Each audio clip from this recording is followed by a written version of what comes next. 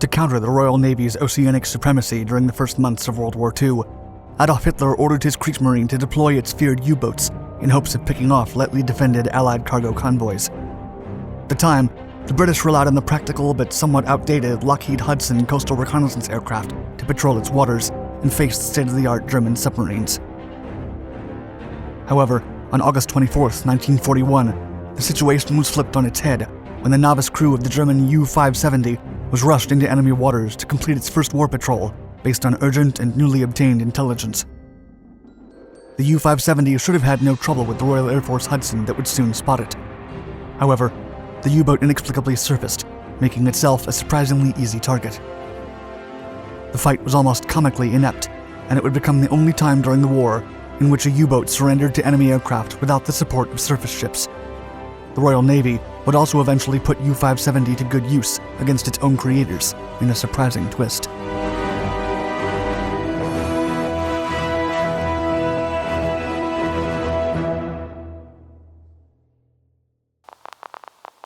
The Battle for the Atlantic.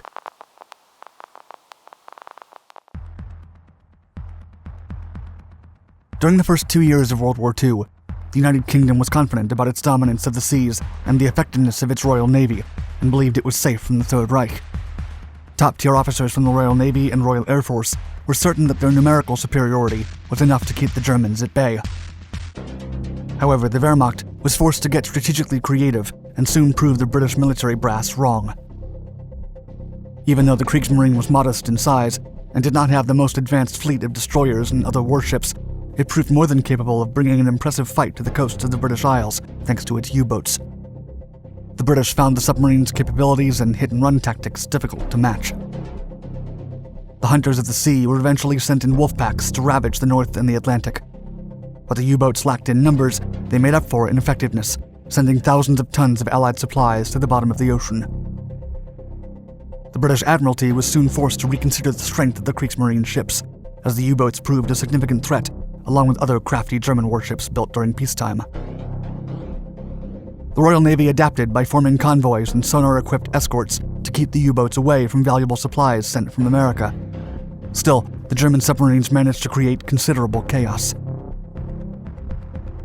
As a last effort to support Allied vessels, the Royal Air Force began to use anti-submarine warfare aircraft to spot their enemies at sea and request additional support. Although the superior American PBY Catalina flying boat was employed by some units of the RAF Coastal Command, most of the flights were flown by Lockheed Hudsons, considered serviceable but rather unremarkable in performance.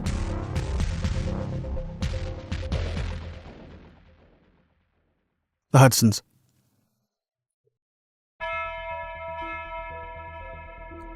The Hudsons were a military conversion of the successful commercial airliner Model 14's Super Electra.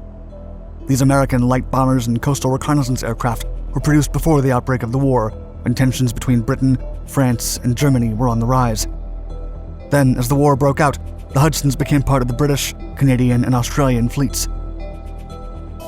The aircraft were equipped with 2 American Browning machine guns in the nose, 2 in the back, and 2 at the side, with the addition of 1,400 pounds worth of bombs or depth charges. Power came from 1,200 horsepower Pratt & Whitney R1830 Twin Wasp 14-cylinder 2-row radial engines, and their maximum speed was more than 250 miles per hour, with an estimated range of 2,000 miles. Because of their outdated armament, the Hudsons were not fully capable of engaging in confrontations on their own, but they were effective in patrolling the coast of the UK and spotting targets at sea. However, in August 1941, the aircraft would make it into the history books after forcing a German U-boat to surrender without the support of any warship or other vessels. The unfortunate U-570.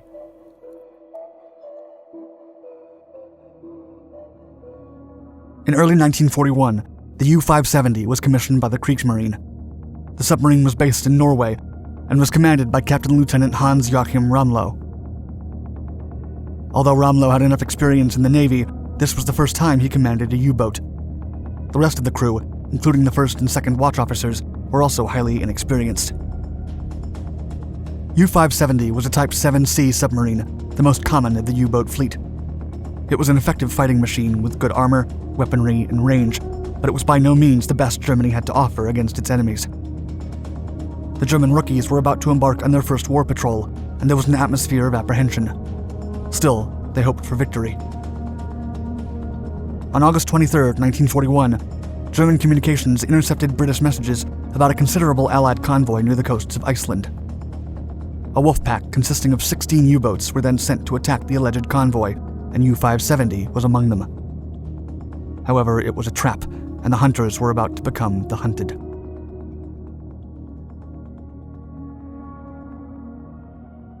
Spotted.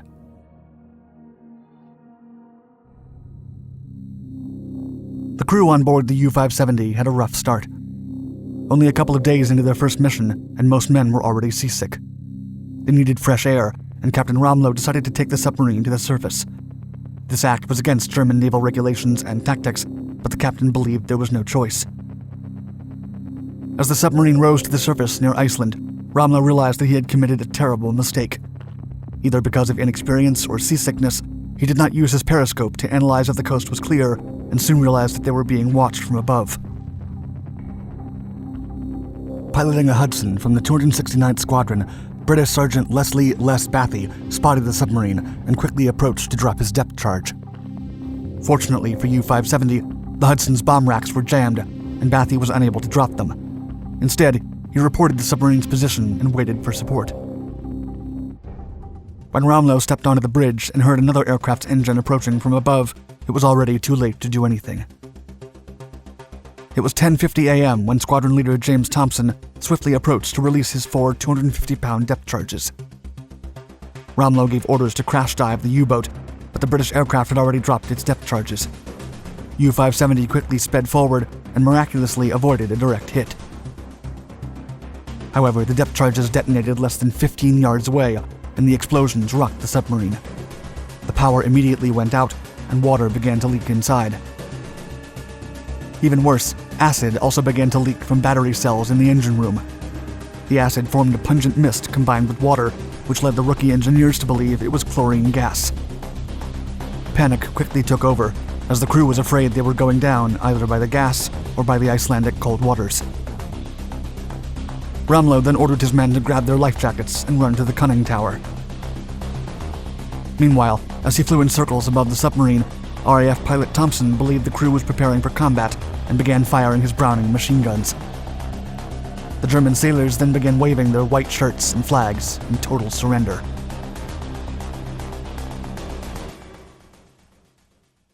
A German defeat.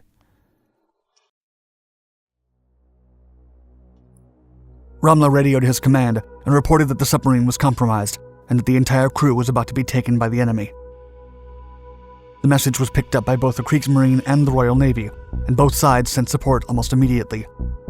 However, the German submarines were forced to leave the area after more British Hudsons kept showing up. Meanwhile, Romlow and the crew began to destroy U-570's Enigma machine and all the codebooks aboard. Then, as the hours passed, several British destroyers began to show up. With the weather worsening and rain pouring down from the sky, the German crew begged to be picked up by the British warships. Because of the weather and poor visibility, several attempts to board the submarine or tow it away proved unsuccessful. The captain of HMT Northern Chief then sent a message to Romlow that read, quote, "If you make any attempts to scuttle, I will not save anyone and will fire on your rafts and floats." Minutes later, at almost 11 p.m., Romlow replied that this wouldn't happen even if he wanted to, and demanded immediate rescue or his men would begin to drown. The German crew was then left to its fate for the entire night, with trained lights fixed on them, until more vessels arrived to encircle the submarine. Messages from the Admiralty established that if the submarine could not be discovered, it should be destroyed by the British warships. However, Prime Minister Winston Churchill expressed high interest in recovering the U-boat for further inspection and forced the Royal Navy to do everything it could to salvage it. At the dawn of August 28th, British sailors from the HMS Kingston Agate reached the submarine and tried to secure the Enigma machine, but found nothing.